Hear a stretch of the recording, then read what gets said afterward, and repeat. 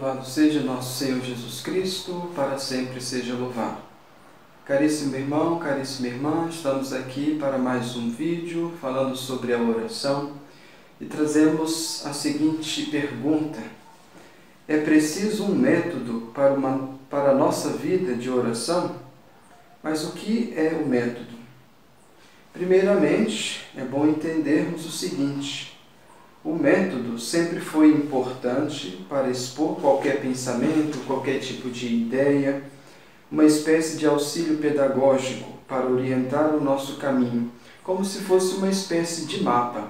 Por exemplo, quando um peregrino quer chegar a um certo destino, ele certamente se prepara, a roupa que vai usar, o sapato que vai usar, certamente ele arruma a vestimenta que ele vai usar, a bolsa. Então ele esquematiza no pensamento uma espécie de método, uma espécie de orientação para que ele chegue bem ao fim desejado. Santa Teresa de Jesus, praticamente, ela não fez um método, vamos assim dizer, por exemplo, como tem o método inaciano, e tantos outros métodos. Porque na vida de Santa Teresa, a oração foi se desenvolvendo, mas chegou até ela, e ela mesma diz no livro da vida, capítulo 4, que chegou até ela, nas mãos dela, um livrinho chamado Terceiro Abecedário, de um franciscano que desenvolvia uma espécie de método, auxiliava as pessoas para a oração de recolhimento e entender que tipo de oração era essa. Então, no livro da vida, capítulo 4, número 7, nas obras completas, ela diz: quando eu ia, aquele tio que morava, como eu disse, no caminho, me deu um livro. Aqui ela disse, quando eu ia, quando ela estava fora do mosteiro, porque ela teve uma espécie de enfermidade, então até que ela achasse a cura dela, ela estava sob os cuidados do pai, e o pai, muito cuidadoso, Dom Alonso, ele buscava médicos, saía de vilas em vilas para tratar da filha. Então, no meio do caminho, se encontrava a casa do tio dela. E esse tio deu a ela, mostrou a ela, um livro chamado Terceiro Abecedário, e ensinava a oração de recolhimento.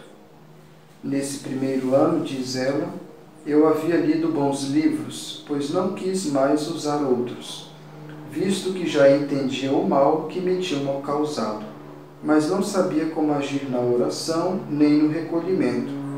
E por isso aquele livro me deu grande alegria. Decidi seguir aquele caminho com todas as minhas forças.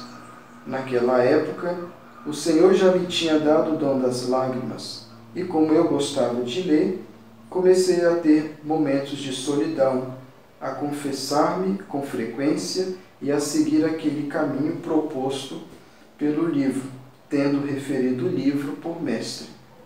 Outro mestre, isto é, algum confessor que me entendesse, busquei durante 20 anos, mas não o encontrei, o que me prejudicou e me fez retroceder muitas vezes, podendo ter me levado à ruína total.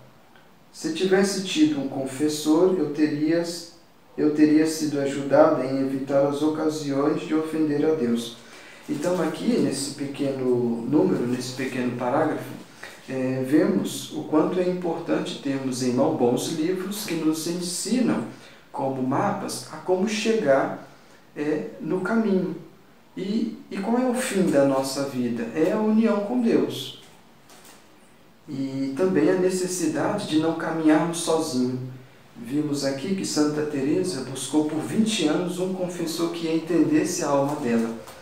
Nós, muitas vezes, os principiantes, cometemos um grande erro, que queremos caminhar sozinhos na vida de oração. E não é bom caminhar sozinho na vida de oração, porque podemos cair em muitos enganos, né, nesse nosso desejo, nessa nossa peregrinação, podemos certamente pegar caminhos alternativos que não nos levam ao destino proposto, ao destino que nós queremos chegar, que é a união com Deus nessa vida. E Santa Teresa também,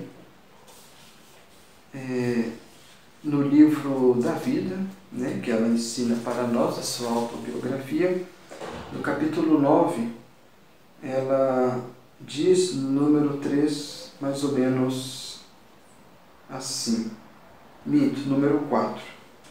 Eu rezava assim, ela diz. Como não podia raciocinar como intelecto, esforçava-me por representar Cristo dentro de mim e sentia-me melhor, ao que parece, nas passagens onde o via mais sozinho. Eu acreditava que, estando só e aflito, ele haveria de me acolher, sendo eu pessoa necessitada. Eram muitas as minhas simplicidades desse tipo. Eu me sentia muito bem, em especial na oração do horto, onde lhe fazia companhia, ficava pensando no suor e na aflição que ele sofrera, desejando, caso fosse possível, enxugar-lhe o suor tão doloroso, mas lembro-me de que nunca ousei fazê-lo, pois viam-me à lembrança os meus graves pecados. Eu ficava ali com ele, enquanto os meus pensamentos deixavam, porque eram muitos os que me atormentavam. Então, no livro da vida, no capítulo 9, no número 4, que tem 2 parágrafos muito interessantes, que ela vai falando como que ela procedia na oração de acordo com esse método que ela aprendeu no 3º abecedário. Porque Santa Teresa tinha muita dificuldade com a louca da casa, muitos pensamentos. Então ela procurava se refugiar principalmente nas passagens do Evangelho que lhe causava devoção. Então é uma boa dica para nós, principiantes na vida de oração, termos em mão o Evangelho. Por mais que nós não consigamos refletir ou meditar como gostaríamos, ficamos ali com Cristo, lendo a passagem do Evangelho. Pegue a passagem do Evangelho do dia ou uma que você mais goste para trilhar este caminho interior. Deixe Cristo, deixe o Evangelho ser para você, na sua vida de oração, esse mapa, essa bússola que aponta, senão, para o destino que a gente mais deseja, que é Cristo, estarmos a sós com Ele. E o Frei Gabriel de Santa Maria Madalena, ele escreve um livrinho muito interessante para nós, chamado Pequeno Catecismo da Vida de Oração. E no capítulo 2, ele fala a respeito do método de oração mental. Ele tem umas perguntas interessantes. Ele diz assim: o que se entende por método de oração mental? Ele responde: método de oração é um ensinamento que explica a maneira de fazer oração com mais facilidade. Ele nos indica os vários procedimentos que devemos fazer, um depois do outro, para ter êxito nesse santo exercício. Novamente ele pergunta: existe um método de oração mental na Ordem do Carmelo? Também ele responde: sim.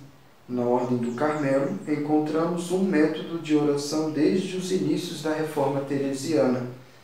É possível encontrá-lo nas 2 mais antigas Instruções dos Noviços, que é uma espécie de manual para orientar os noviços na vida carmelitana de oração, que ele vai dizer nas edições espanholas de 1591 e na italiana de 1605. E qual a origem desse método? Esse método tem a sua origem, em última instância, nos ensinamentos de Santa Teresa, de Jesus e São João da Cruz. É claro, os nossos pais no Carmelo e na nossa vida de oração. Mas a sua forma definitiva e concreta foi dada pelos seus discípulos. A seguir, daremos uma explicação geral desse método e logo depois nos debruçaremos sobre cada uma das suas partes. Aí então, ele vai dizer de quantas partes se compõe esse método de oração mental.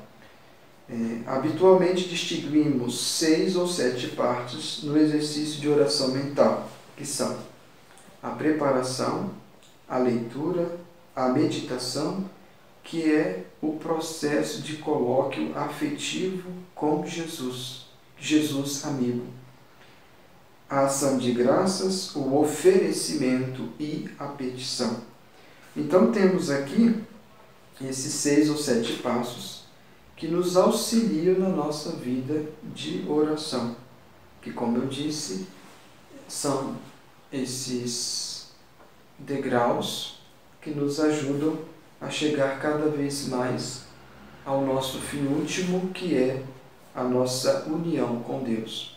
E um ponto muito interessante que é que esse caminho não pode ser desprovido de uma coisa muito importante, que é o amor. O método não é por si mesmo. Nós desejamos o fim, que é a união com Deus, que é estarmos cada vez mais familiarizados com a pessoa de Cristo. E é muito importante o amor. Não podemos deixar em nenhum momento que o método nos enrijeça, né? Não podemos ficar presos ao método, porque o Espírito Santo é livre. Então, para cada pessoa, Deus inspira o caminho que devemos seguir. Santa Teresa teve o caminho dela, São João da Cruz teve o caminho dele, tantos outros santos tiveram o caminho deles, e temos que descobrir e pedir ao Espírito Santo o nosso caminho de oração, o que não podemos deixar e descartar esse caminho percorrido por Santa Teresa e São João da Cruz, porque são caminhos seguros, aprovados pela Igreja, e que tantos outros seguiram. Então fica o convite, né, nessa caminhada de oração, seguirmos esses passos de preparação, leitura, meditação, o colóquio afetivo, a ação de graças, o oferecimento e a petição. E o amor. Entregue-se nas mãos de Deus generosamente, com amor, e o Espírito Santo fará o resto. Muito obrigado.